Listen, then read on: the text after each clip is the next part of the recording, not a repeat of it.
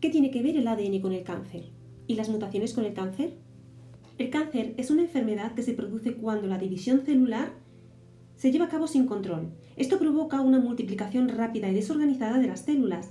Y esa multiplicación conduce a la destrucción del tejido afectado y también a la invasión de otros órganos, lo que se llama metástasis. De modo que la división celular, que debería ser un proceso muy ordenado, ahora se descontrola. Y a medida que las células se hacen más y más anormales, las células viejas que están dañadas sobreviven cuando deberían morir. Además, van a aparecer células nuevas cuando no son necesarias, que se empiezan a dividir sin control, sin interrupción. Pues con todo esto se acabará formando una masa que llamamos tumor. En nuestro cuerpo todo el tiempo ocurren errores de replicación, errores en la división celular. Se da lo que se llama una tasa de mutación.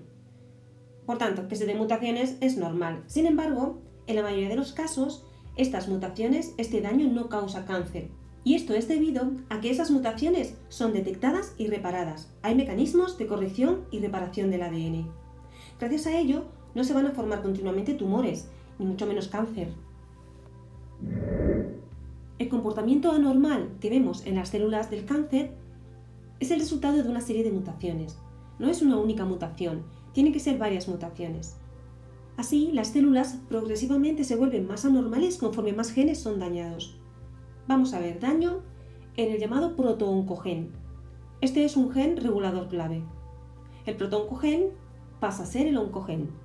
También los genes supresores de tumores.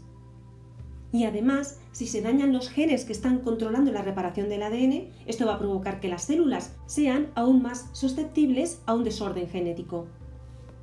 Hoy en día se sabe que esto es una progresión, así cuantos más cambios se vayan sumando y acumulando en el genoma, más fácil es que aparezca el cáncer.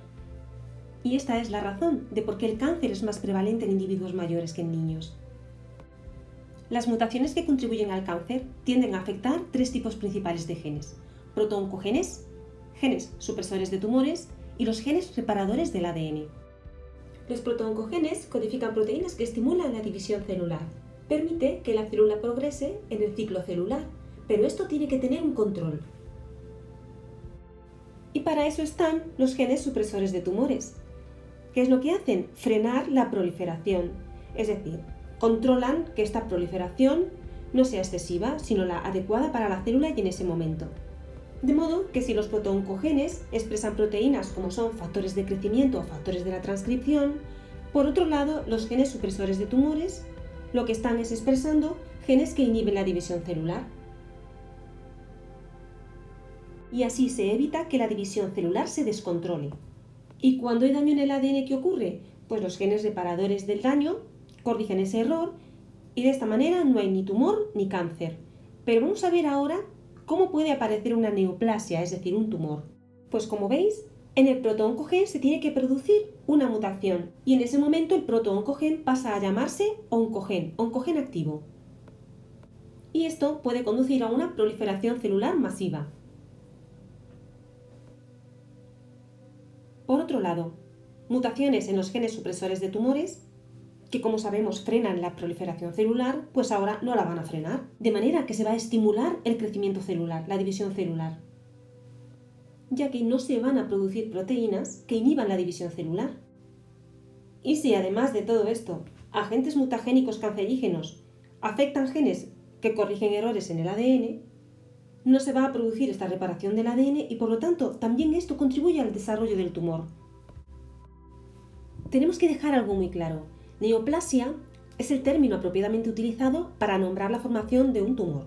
Por tanto, neoplasia es un tumor. Las células se dividen más de lo debido o no se mueren en el momento apropiado. Por tanto, va a haber un crecimiento descontrolado de células o tejidos anormales en el organismo. Al tumor en sí le llamamos neoplasma. Bien, pues el neoplasma o tumor puede ser benigno o maligno. El tumor benigno no crece agresivamente, es decir, no invaden los tejidos corporales adyacentes y no se diseminan a lo largo del organismo, están como controlados. Eso sí, pueden aumentar de tamaño y por eso hay que controlarlos. Por el contrario, los tumores malignos tienden a crecer rápidamente, invaden los tejidos circundantes y se propagan o diseminan a otras partes del cuerpo mediante un proceso llamado metástasis. Bueno, pues dejando clara la diferencia entre tumor y cáncer, Ahora vamos a ver cuántas mutaciones son necesarias como mínimo para activar el cáncer. En esta imagen lo podemos ver. Tenemos arriba el protooncogen. Es una célula normal.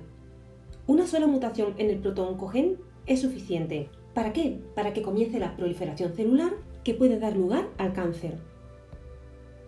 El oncogen así formado es un gen anormal o activado y procede de la mutación de un alelo de un gen normal llamado protooncogen, como veis.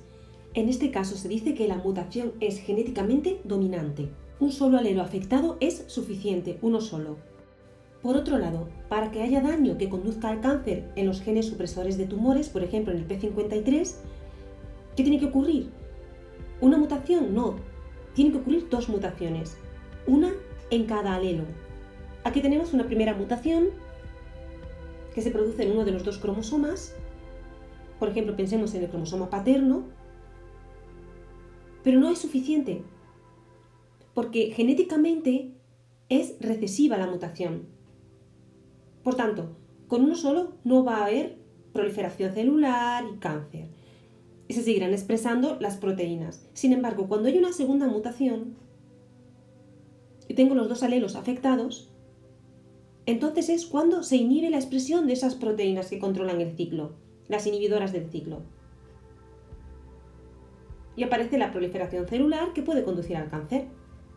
Bueno, es cierto que las células cancerosas siempre derivan de una primera célula que ha sufrido mutaciones, la célula primigenia mutada. Pero cuando éstas se dividan, cada vez van a tener las células hijas descendientes mayor capacidad proliferativa, mayor rapidez a la hora de dividirse. Es verdad que nuestro sistema inmune nos defiende y acaba destruyéndolas, pero algunas de ellas aprenden a saltarse estos controles inmunológicos, por muy sofisticados que sean, y es así como acaba desarrollándose un cáncer.